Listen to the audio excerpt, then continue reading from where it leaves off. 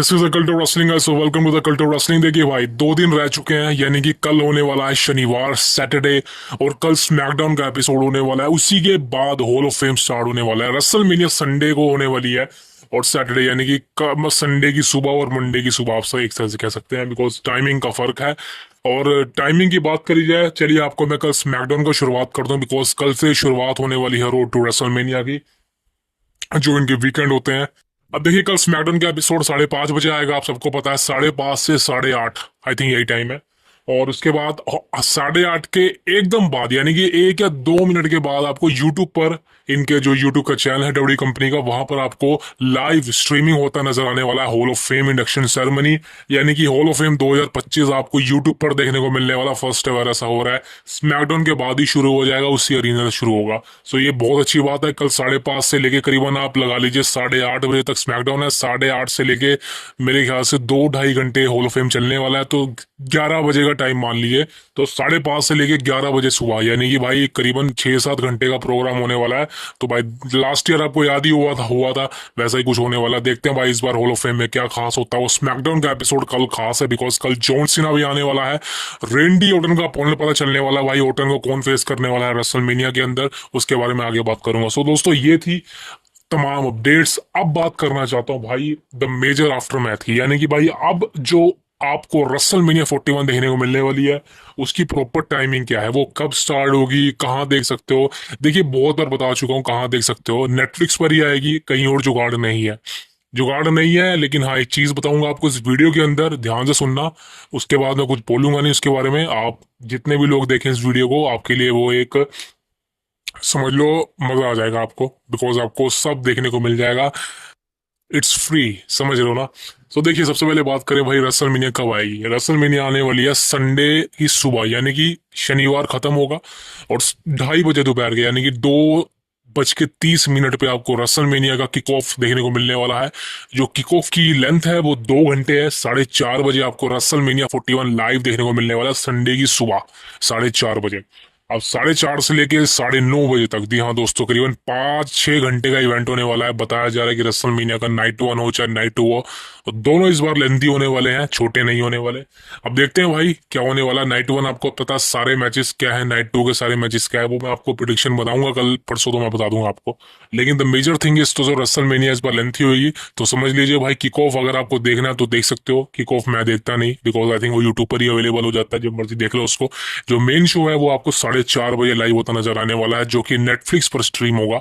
और अगर आपको देखना है, समझ लो भाई कोई दिक्कत आ रही है, नेटफ्लिक्स नहीं है, तो भाई ब्रैकेट में एक वर्ड बोलूंगा, ध्यान से सुनना, bracket watch wrestling, that's it. इसके अलावा आप दिमाग लगा लीजिए मैंने क्या बोला, करना क्या है।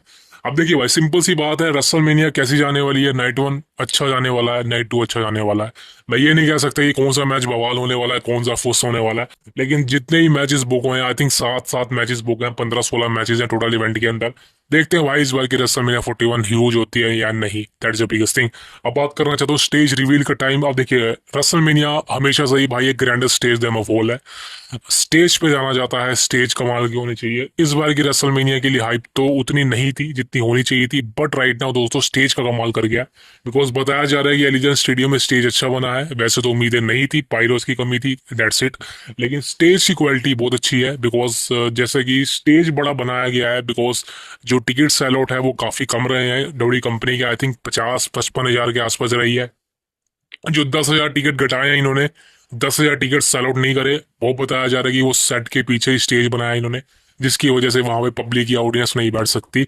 This is why W company ने टिकट कम बेची है, ताकि सेट बड़ा बन सके, जगह कम ना पड़े, that is the biggest thing. अब स्टेज कैसा होने वाला है भाई, स्टेज आपको रिवील देखने को मिलने वाला है आज शाम को 7 बजे के आसपास, या समझ लीजिए रात को 9 बजे के आसपास, बिकॉज स्मैकडाउन से पहले show reveal, sorry, stage reveal हो जाएगा। और 12 बजे से पहले पहले आज रात आपको स्टेज रिवील होता नजर आने वाला है, जैसे कि लास्ट ईयर हुआ था। अब देखते हैं भाई स्टेज कैसा होता है रेसलमेनिया का। वो एक कंफ्यूजन है, बिकॉज स्टेज अगर अच्छा हो गया तो इवेंट के लिए हाइप काफी अच्छी हो जाएगी, बिकॉज लास्ट ईयर स्टेज अच्छा नहीं था, आप सबको पता है।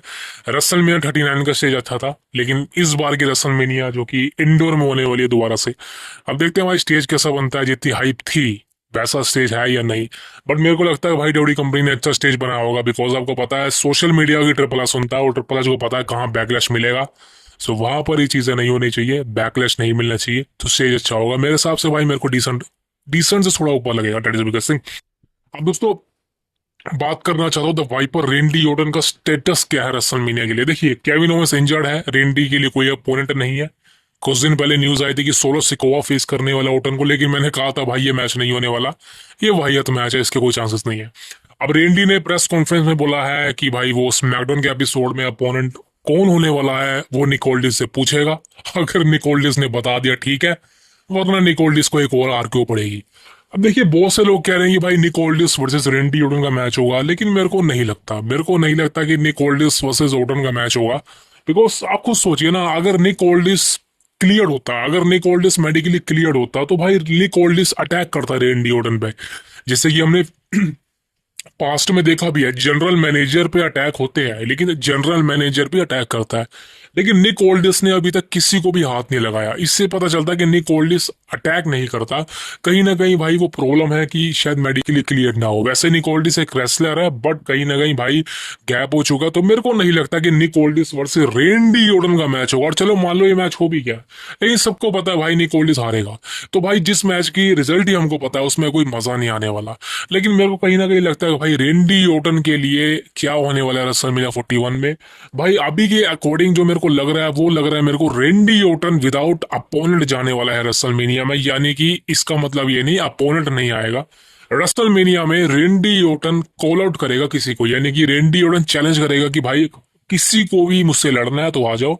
और वहां पे दोस्तों दो नाम बताए जा रहे हैं, अगली अपडेट इसी के बारे में। नंबर 1 है एलिस्टर ब्लैक, यानी कि भाई समझ सकते हो एलिस्टर ब्लैक एडब्ल्यू कंपनी से पत्ता कट चुका है। अब एलिस्टर ब्लैक जो है डब्ल्यू कंपनी में आ चुका है, साइनिंग हो चुकी है, बस अपने रिटर्न का इंतजार कर रहा है। रसलमेनिया 41 को ह्यूज बनाना है तो भाई मेरे हिसाब से एलिस्टर ब्लैक को रसलमेनिया में मैच दिया जाए रेंडी के ओटन के अगेंस्ट। अब मुझे नहीं पता भाई इस मैच में कौन जीतेगा। अगर रेंडी हार भी जाता तब भी कोई प्रॉब्लम नहीं होगी, बिकॉज एलिस्टर ब्लैक अच्छा टैलेंट है, उसको रसलमेनिया जैसी बड़ी स्टेज पर अगेंस्ट ओटन के मैच मिलेगा, उसके लिए अच्छा हो सकता है, फ्यूचर में अच्छा पुश उसको मिल सकता है। अब दूसरा नाम वो कौन है, वो है आपके अपने रूसेव डे, यानी कि मीरो रूसेव बोल लीजिए भाई, हम तो रूसेव के नाम से ही जानते हैं। तो Rusev is back in WWE. आप सबको पता है रूसेव ने डब्ल्यू कंपनी के साथ कॉन्ट्रैक्ट साइन कर लिया है और डब्ल्यू कंपनी रूसेव को जल्दबाजी में लाना चाहती है। बताया जा रहा है कि जो रूसेव है वो भाई बिल्कुल भी इंतजार नहीं कर रहा, डब्ल्यू कंपनी उसको भाई रसलमेनिया में उतारने वाली है। अब मुझे लग रहा है कहीं ना कहीं भाई रूसेव अपोनेंट हो सकता है रेंडी ओटन का। हिस्ट्री रही है, इन दोनों की राइवलरी भी थी पहले, दोनों के बीच में मैचेस में हुए हैं, लेकिन अब फाइनली हो सकता है रसलमेनिया में इनका मैच हो जाए। एक सरप्राइज के तौर पे रूसेव आ सकता है ओटन को चैलेंज करने। और भाई कंफर्म है कि अगर रूसेव आ गया तो भाई बहुत अच्छा रिस्पॉन्स मिलेगा। ओटन को हारना पड़ेगा भाई, कंफर्म है। लेकिन हाँ, एलिस्टर ब्लैक एंड रूसेव ये दोनों में से कोई एक हो सकता है जो ओटन का अपोनेंट हो सकता है। इसके अलावा भाई मेरे को किसी के चांसेस नहीं लगते, कोई है ही नहीं। अगर सोलो सिकोवा होता है तो भाई वो मैच फ्लॉप हो जाएगा। निक ओल्डिस होता है तो भाई मेरे को नहीं लगता कि मैच अच्छा होगा। ज्यादा से ज्यादा निक ओल्डिस के साथ अगर ओटन का मैच हो भी गया तो वो 2 या 3 मिनट चलेगा। तो मुझे नहीं लगता इतना मतलब किसी को मजा आने वाला। So that is the biggest thing. दोस्तों यहाँ पर मैं एंड में बात करना चाहता हूँ रोमन रेंस के बारे में। अब देखिए रोमन रेंस के बारे में शेड्यूल क्या है। रोमन रेंस रेसलमेनिया के बाद गायब होगा, आप सबको पता है। जो रोमन रेंस है वो रेसलमेनिया के बाद कम्पीट नहीं करने वाला। आई थिंक वो समर स्लैम के आसपास आएगा, that is a biggest thing. तो भाई रोमन रेंस की रिटायरमेंट बहुत नजदीक है, यानी कि भाई समझ लीजिए जो रोमन रिंग्स है वो बहुत जल्दी रिटायरमेंट ले लेगा। मैंने आपको कहा था कि रोमन रिंग्स अब रेगुलर परफॉर्म नहीं करता है, आई थिंक वो पार्ट टाइम भी नहीं करता है। जितने भी मैचेस वो देता है वो रेसलमेनिया टाइप रोयल रंबल में होता है, लेकिन इसके अलावा कहीं भी वो कम्पीट नहीं करेगा। डेली शोज पे तो भूल जाइए। तो रोमन रिंग्स के बारे में लेटेस्ट अपडेट आई है, खुद रोमन रिंग्स ने ही बोली है मैं 1 या 2 साल कम्पीट करूंगा, आई थिंक 2025, 2026, इवन 2027 में। लेकिन मैं मेन मैचेस में कम्पीट करूंगा, that is the biggest thing. Because मैंने कहा कि रोमन रिंग्स अपनी बॉडी को प्रोटेक्ट करना चाहता है। रोमन रिंग्स ने बोला भी है कि वो अपनी बॉडी को हील करना चाहता है, प्रोटेक्ट करना चाहता है। तो कहीं ना कहीं वो एक रिस्क नहीं लेना चाहता अपनी बॉडी के ऊपर। बट मेरे को ऐसा लगता है कहीं ना कहीं भाई रोमन रिंग्स ज्यादा नहीं खेलने वाला। रोमन रिंग्स के जो हाइप है, रोमन रेंस का जो करिश्मा है, मैं ये नहीं कहूंगा कि भाई इंसल्ट मत समझना, लेकिन वो ऑलरेडी खत्म हो चुका है। रोमन रिंग्स कि आई थिंक ये लास्ट रेसलमेनिया है। मैं ये नहीं कह रहा कि रोमन रेस कम्पीट नहीं करेगा रेसलमेनिया में, बट जो रोमन रेस की हाइप थी वो खत्म हो चुकी है। बिकॉज जैसा मैंने कहा था कि रोमन रेंस तभी तक फेमस था जब तक उसके पास ब्लड लाइन थी, जब तक उसके पास अनडिस्प्यूटेड टाइटल था। लेकिन अब जो है रोमन रेंस हार चुका है सब कुछ, and I don't think so Paul Heyman भी उसका साथ नहीं है अब। सो मेरे को कहीं ना कहीं लगता है कि रोमन रेंस के लिए अब फिलहाल सुटेबल होना, और आई थिंक एक परफेक्ट स्टोरी लाइन बनाना बहुत मुश्किल हो जाएगा। आई थिंक सीएम पंक के साथ स्टोरी लाइन चलने वाली है, लेकिन उसके बाद रोमन रेंस के पास कुछ भी नहीं है। बहुत से लोग कहेंगे कि रोमन रेंस वजह सेथ रोलेंस का मैच हो जाए, हो सकता है वो नेक्स्ट ईयर हो जाए, रोमन रेंस वजह रोक हो जाए।